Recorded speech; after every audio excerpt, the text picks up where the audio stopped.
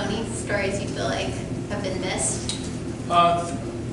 More topics, I would say. Like, I'd like to see more coverage of the housing crisis. I don't even think it's a crisis anymore. There was a senator in Sacramento who said it's an emergency. It's not a crisis.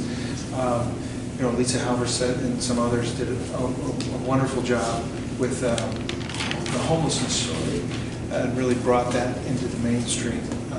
And I really would love to see that with the housing crisis, the housing emergency. And there's so many stories to tell. I mean, people are moving out, seniors, none of our graduates are staying, you know, businesses are suffering. So there's great profiles, really rich stories, I think, that aren't being told to help convince, you know, lawmakers that this is an emergency. And here's how it's impacting all of us. You know, there's no basements in San Diego. I'm from Detroit. We had basements. You could graduate from high school and college and live in your parents' basement until you're 30. You know, you can't do that here, you know, unless there's a granny flat, you know. So I think that's an issue I'd like to see the coverage elevated. I think I would like to see more, like I said, more coverage of schools. San Diego Unified is a client. There's a lot of wonderful stories there. I mean, 70% of their students are minority students, and the district is doing wonderful things. The kids in that district speak over 100 different languages. Again, there's just so many rich stories. I mean, they have more employees than Qualcomm, but not a lot of media coverage. And then I think locally, the media could do a better job of covering the media.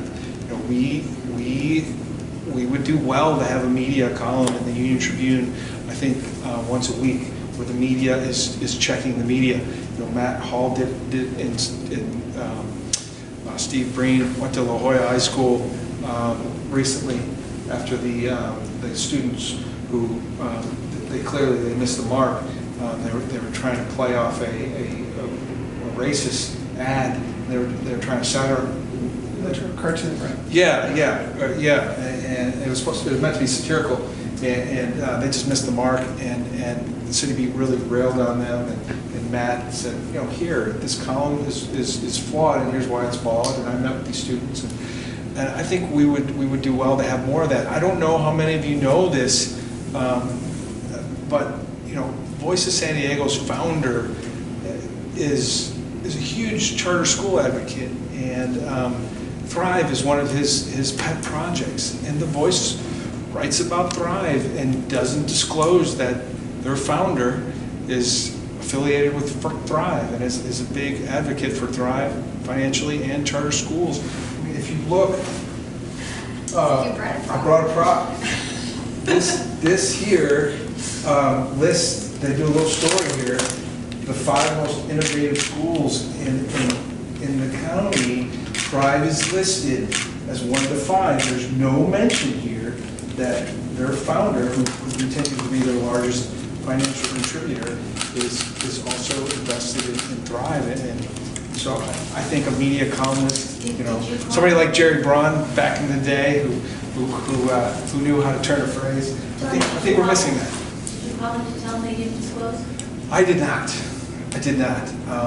But if you do a quick Google search, just Voice of San Diego and Thrive, just on the first Google page, there's 3 stories that all have really nice things to say about Thrive, and only one of them mentions at the bottom of the column that their founder is also a major supporter of Thrive. Now, when they asked me to write an op-ed about Chris Cate, and I put my disclaimer at the bottom, I put Chris's client at the bottom. I put that at the bottom, and they moved that. They kept it at the bottom, but they copied and pasted and put it in the second paragraph. And I like that second paragraph. I had turned a phrase. I was really fond of that paragraph, and they messed it up. But I didn't push back. I said, you know, whatever. Except for right now. But I didn't tell Kinsey or Sarah, you know, can we move that down? Or I just said, you know, okay, whatever. But why is that rule applying to me, but not to them? I mean, if I have to disclose in the second paragraph, shouldn't they? So it would be a column in the UT that would like critique the media coverage for the past week. Yeah, let's look back at, you know, what was good, what was bad.